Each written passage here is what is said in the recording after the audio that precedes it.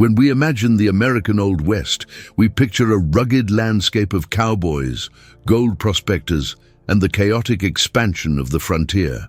We think of a land that was largely untamed until the arrival of modern settlers. However, buried beneath the dust of the Great Plains and the rock of the Nevada desert lies a narrative that contradicts everything we have been taught about the history of the continent. Between the mid-19th and early 20th centuries, as towns sprung up across America, settlers didn't just find arrowheads or pottery shards. They reported unearthing ancient burial grounds filled with skeletons of impossible size. These were not isolated rumors whispered in saloons. From the New York Times to Scientific American, thousands of respectable reports detailed the excavation of human remains, measuring 7, 8, and even 9 feet tall. These accounts described a distinct, powerful race that possessed advanced metallurgy and ruled the land long before the modern Native American tribes. Today, these reports are dismissed as hoaxes or misidentifications, but the sheer volume of the evidence suggests a more disturbing possibility. What if the history of the New World was sanitized? What if the Wild West was actually built on top of a civilization of giants that science decided to erase? The bone rush of the 19th century. The mid-1800s in America was a period defined by manifest destiny, a relentless drive to conquer the land from coast to coast. As settlers plowed the virgin soil of the Ohio Valley and the Midwest to build their farms and townships, they inadvertently became amateur archaeologists.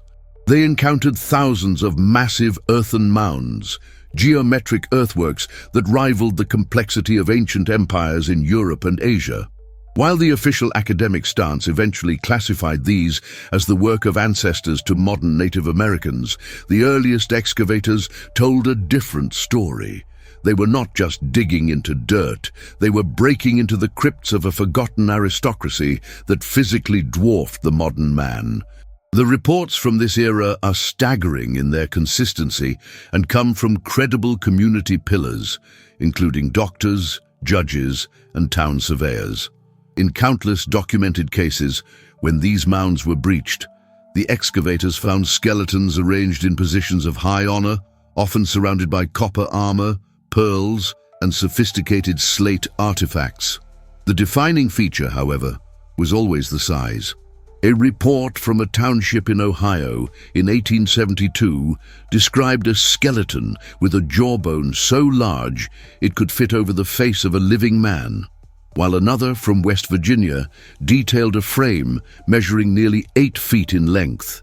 These were not described as genetic anomalies or pituitary giants, who usually suffer from frailty, but as robust warriors with immense bone density. What makes this period, often called the Bone Rush, so compelling is that the discoveries were treated as major news, not fringe conspiracy.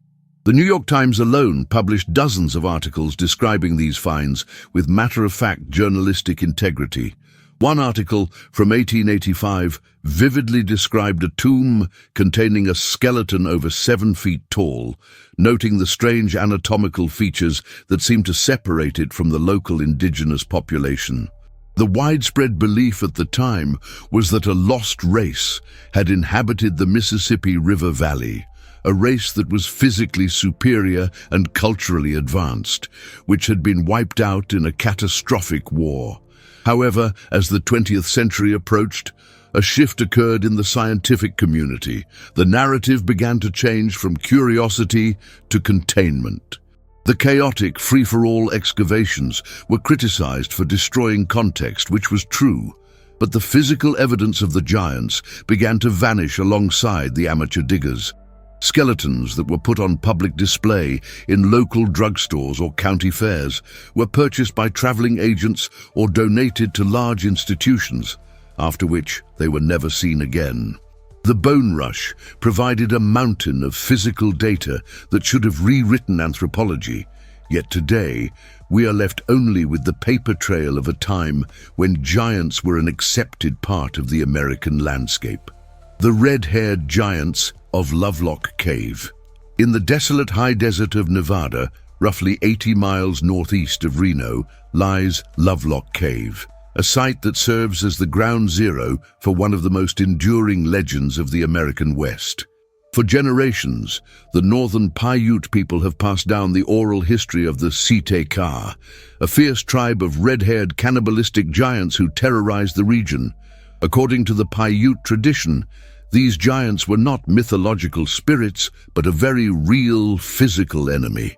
The legend states that after a long and bloody war, the Paiute tribes united to trap the last remaining Site-Ka inside a massive cave. When the giants refused to surrender, the tribes piled brush at the entrance and set it on fire, asphyxiating the giants inside and ending their reign of terror. For decades, modern anthropologists dismissed the story of the Site-Ka as pure folklore, a metaphorical tale created to explain the presence of strange artifacts. However, in 1911, the myth collided violently with reality. A pair of miners, David Pugh and James Hart, were hired to mine the bat guano in Lovelock Cave to sell as fertilizer. As they dug through feet of ancient excrement, they didn't just find rocks. They began to uncover well-preserved artifacts and human remains. They found sandals that measured 15 inches in length, roughly a size 29 in modern footwear, and remnants of skeletons that suggested individuals of immense stature. The discovery prompted an official excavation in 1912 and another in 1924, led by L.L. Loud and M.R. Harrington.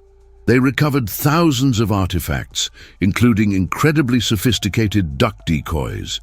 But the most controversial finds were the skulls.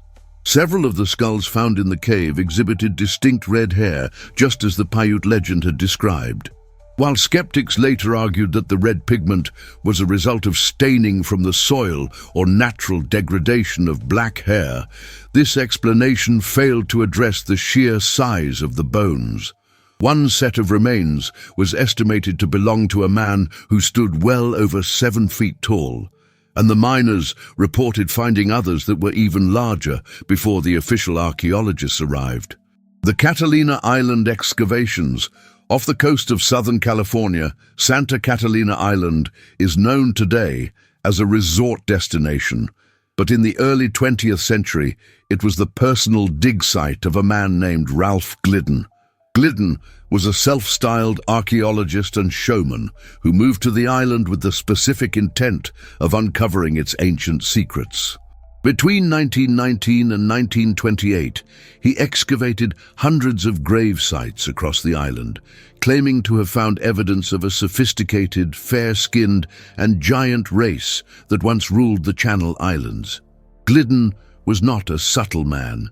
He was looking for a sensation, but the sheer quantity of what he found suggests he stumbled upon a genuine necropolis of a forgotten people.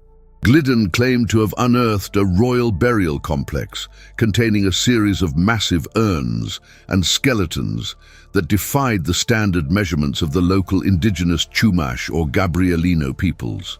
In his journals and reports to the media, he described skeletons ranging from 7 feet to over 9 feet in height. One specific discovery he touted was the body of a young woman wrapped in an intricately woven shroud, surrounded by the bodies of large male warriors, suggesting a hierarchical society that revered these giant figures. He reportedly found skeletons with skulls so thick they were practically bulletproof, and bone structures that indicated immense physical strength. Critics at the time, and certainly historians today, often dismiss Glidden as a huckster who rearranged bones to create a tourist trap. It is true that he built a museum of the island Indians, which was essentially a macabre ossuary, with walls lined with shoulder blades and windows framed by toe bones. However, dismissing Glidden entirely ignores the independent corroboration from other sources in the Channel Islands. German naturalist Dr. A.W. Furstenen also reported finding an 8-foot skeleton on the island in 1913, years before Glidden's museum opened. The consistency of the giant reports from Catalina suggests that Glidden was exploiting a real archaeological anomaly rather than inventing one from thin air. The tragedy of the Catalina excavations lies in the fate of the evidence. When Glidden died in 1968, his collection was sold off or scattered. The University of California bought parts of it, but the most controversial items, the giant skeletons, were never officially catalogued into the mainstream academic record. They seemingly vanished into the archives or private collections, labeled as oversized or pathological, if acknowledged at all. Today, Catalina Island is a protected conservancy, and digging is strictly prohibited. The secrets of the giant kings remain buried, leaving us to wonder if Glidden was a fraud, or if he was the last man to see the physical remains of a lost ruling class of the Pacific. Anatomical anomalies. Double rows of teeth. If the reports of 7- and 8-foot skeletons were merely isolated incidents, they could be dismissed as exaggerations of average height or cases of gigantism caused by hormonal imbalances. However, the 19th century excavation reports detail something far more biologically specific and disturbing than mere vertical scale. A recurring feature in hundreds of accounts, from the mounds of the Midwest to the coastal graves of California, is the presence of distinct anatomical anomalies that do not fit the standard Homo sapiens profile. The most chilling and frequently cited of these traits is double dentition, or a double row of teeth, often accompanied by jaws of massive structural density that seemingly allowed for a bite force far exceeding that of modern humans. In 1878, a report from the Stillwater Messenger in Minnesota detailed the excavation of a burial mound where the skeletons were described as huge.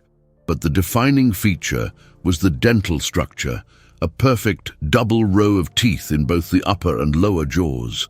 This was not a singular, confused observer. Similar reports surfaced in New England, Florida, and the Ohio Valley, separated by thousands of miles and decades of time.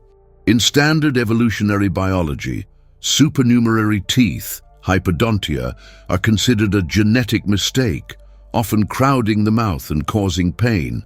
Yet, these ancient reports describe the double rows as uniform and functional, suggesting a genetic trait common to a specific population rather than a random mutation in a single individual.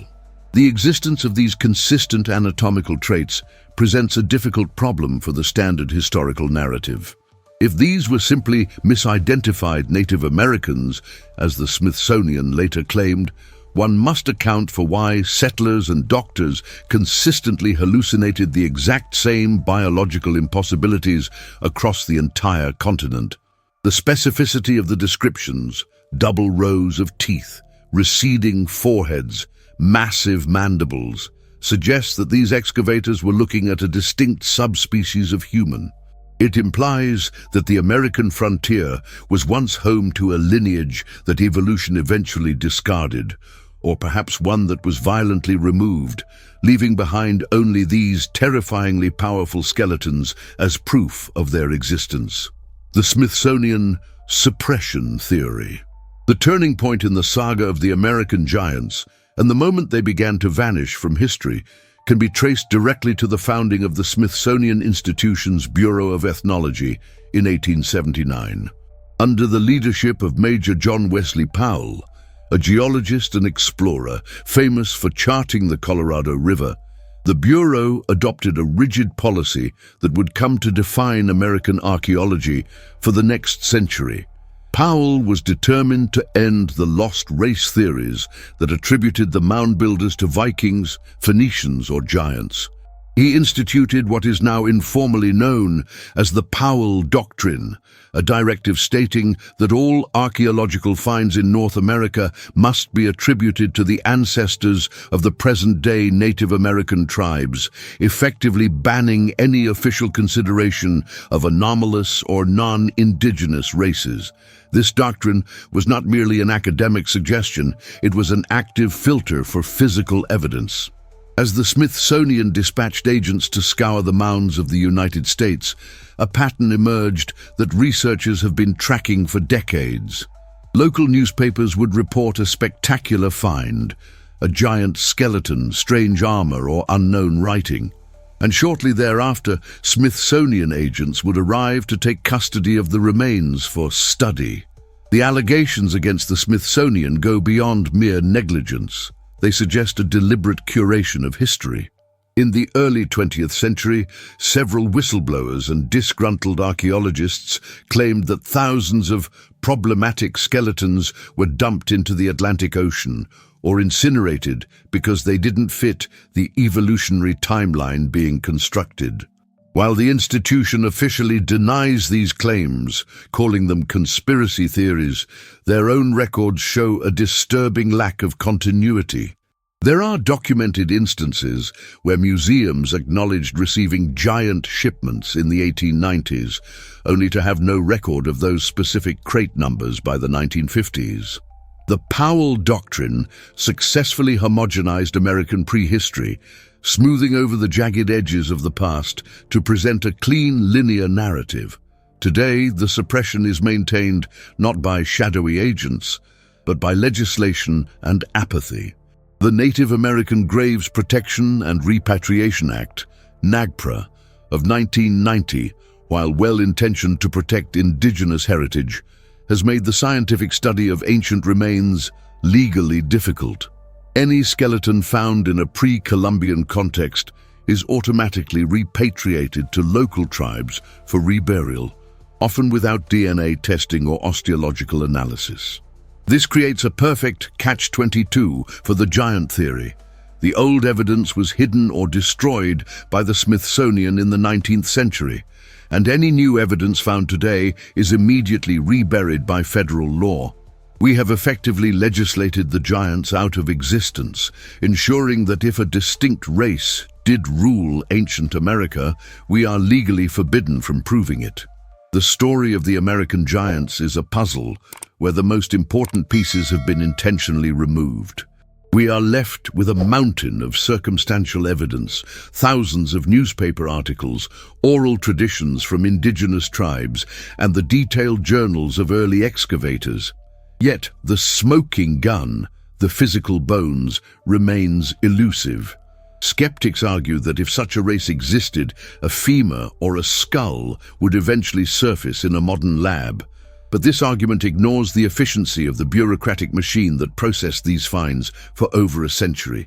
We are forced to ask a difficult question. Is it more likely that thousands of independent witnesses across 2 centuries suffered from the same mass hallucination, or that a chapter of human history was pruned to fit a specific academic narrative? The giants of the Old West have been reduced to folklore, not because the evidence wasn't there, but perhaps because the truth was too strange or too disruptive to be allowed into the history books.